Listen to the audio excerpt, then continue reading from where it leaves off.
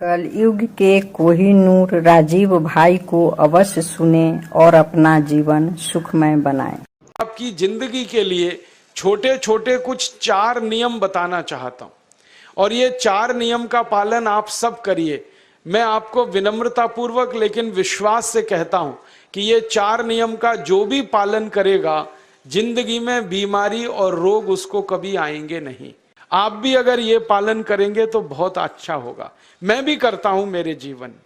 मैं पिछले 15 वर्षों से योग प्राणायाम करता हूं, उसके साथ कुछ नियम मैंने बनाए हैं, वो नियम का पालन करता हूं और वही नियम आपको बताना चाहता हूं। स्वामी जी पालन करते हैं, मैं करता हूं, हमारे लाखों योग शिक्षक करते हैं और इन नियमों का पालन करने से हमको इतना लाभ हुआ है कि कभी बीमारी आती नहीं। 15 साल से मैंने हर बार मेरा बीपी चेक किया, नॉर्मल है, शुगर नॉर्मल है, ट्राइग्लिसराइड्स नॉर्मल है, कोलेस्ट्रॉल नॉर्मल है। पिछले 15 साल में कभी सर्दी जुकाम भी नहीं हुआ, गला भी नहीं बैठा, कभी हॉस्पिटल नहीं देखा, कभी डॉक्टर के पास नहीं गए, क्योंकि जरूरत नहीं पड़ी। और वो जरूरत नहीं पड़ी क्योंकि हम निरोगी हैं, स्वस्थ हैं। ये निरोगी और स्वस्थ होने के लिए आयुर्वेद की एक छोटी सी जानकारी आपसे मैं शेयर करना चाहता हूं। आयुर्वेद में यह कहा गया है कि किसी भी व्यक्ति को निरोगी होना है, रोग मुक्त होना है, तो अपने जीवन में 3 बातों का ध्यान रखे। अपना वात, पित्त और कफ, तीनों का संतुलन रखे। वो 3 तरह के दोष हैं हमारे शरीर में, वात, पित्त, कफ। आपने सुना होगा ये त्रिदोष आधारित शरीर है। जब वात बहुत बिगड़ जाता है तो 80 से ज्यादा रोग आते हैं। जब पित्त बहुत बिगड़ जाता है तो लगभग 46 से 50 रोग आते हैं और जब कफ बिगड़ जाता है तो 28 रोग आते हैं और वात, पित्त, कफ तीनों बिगड़ जाएं तो 148 रोग आते हैं। सर्दी, खांसी, जुकाम से लेकर और कैंसर तक जो आखिरी रोग माना जाता है, ये सब वात, पित्त, कफ के बिगड़ने का खेल है। तो इस देश के आयुर्वेद चिकित्सा के सबसे महान लोगों में से कुछ नाम आप जानते हैं, जैसे चरक ऋषि, जैसे सुश्रुत ऋषि। ऐसे एक ऋषि हुए बाघभट्ट। बाघभट्ट ऋषि ने एक पुस्तक लिखी है, उसका नाम है अष्टांग हृदयम, और एक पुस्तक लिखी है उसका नाम है अष्टांग संग्रहम। इन दोनों पुस्तकों में उन्होंने 7000 नियम बताए हैं। उनमें से 4 बताता हूं, अच्छे लगे तो आज से ही पालन करो और दूसरों को भी बताओ ताकि कोई भी इन नियमों का पालन करे तो बीमार ही ना पड़े। ये चारों नियम हैं वात, पित्त और कफ को संतुलित रखने के लिए। अब वात, पित्त, कफ तीनों एक साथ आपके संतुलित रहें तो उसके लिए पहला नियम है खाना खाने के तुरंत बाद पानी नहीं पीना। ये पहला नियम है। आप बोलेंगे ये तो बड़ी मुश्किल बात है, खाना खाते ही पानी पीते हैं हम तो सबके सब, और बिना पानी पिए खाना ही नहीं खाते। कई लोग तो खाने से ज्यादा पानी पीते हैं, खाना कम खाते हैं, पानी ज्यादा पीते हैं। ये खाना खाने के बाद पानी कभी भी नहीं पीना, क्योंकि महर्षि बाघभट्ट कहते हैं भोजनांते विषम वारी, माने भोजन के अंत में पानी पियो तो जहर के पीने के जैसा है। इसलिए वो कहते हैं कभी भी खाने के तुरंत बाद पानी मत पियो। अब आप मुझे पूछोगे क्यों नहीं पिए, कारण बता दो। कारण मैं बताना चाहता हूं सरल भाषा में। हम जब खाना, पेट में सारा खाना इकट्ठा होता है, पेट में एक स्थान होता है, उसको हम कहते हैं जठर। संस्कृत में, हिंदी में जठर कहते हैं, अंग्रेजी में उसको एपिगैस्ट्रियम कहते हैं, हिंदी में कुछ लोग उसको आमाशय भी कहते हैं। ये जठर छोटा सा स्थान है। आपके पेट में नाभि है ना, उसके लेफ्ट साइड में बाईं तरफ छोटा सा स्थान है। सारा खाना आपका इसी स्थान पर आता है। जो भी आप खाते हो, रोटी, चावल, दाल, सब्जी, दूध, दही, कुछ भी खाओ, सब कुछ जठर में आता है। अब जठर में जैसे ही खाना इकट्ठा होता है तो उसमें आग जलती और उस आग को कहते हैं जठर अग्नि, मिला के बोल देते हैं जठराग्नि। आप जैसे ही खाना खाते हो, पेट में जठर में अग्नि जलती है, वो अग्नि खाने को पचाती है और अग्नि खाने को ऐसे ही पचाती है जैसे रसोई घर की अग्नि खाने को पकाती है। आपके रसोई घर में आप अग्नि जलाओ उसके ऊपर दूध रख दो, दूध में थोड़ा चावल डाल दो, अग्नि जब तक जलती रहेगी खीर तब तक बनती रहेगी। आप घर में अग्नि जलाओ, उसके ऊपर पानी रख दो, उसमें दाल डाल दो, दाल की पकने की क्रिया तब तक चलेगी जब तक अग्नि जलेगी। ऐसे ही पेट में होता है, जैसे ही आपने खाना खाया पेट में अग्नि जलती है, और जब तक अग्नि जलती है तो खाने के पचने की क्रिया चलती है।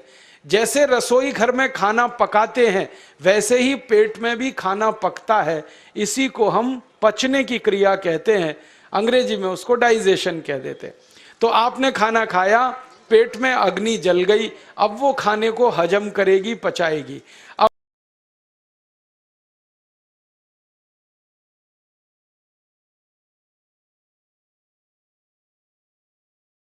पानी पी लिया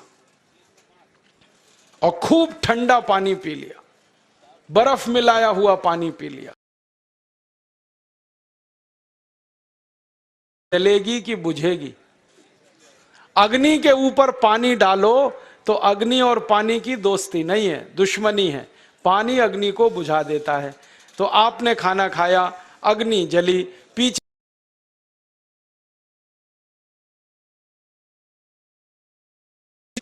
तो वो से ज्यादा विष पैदा करेगा, बना देंगे और जिंदगी भर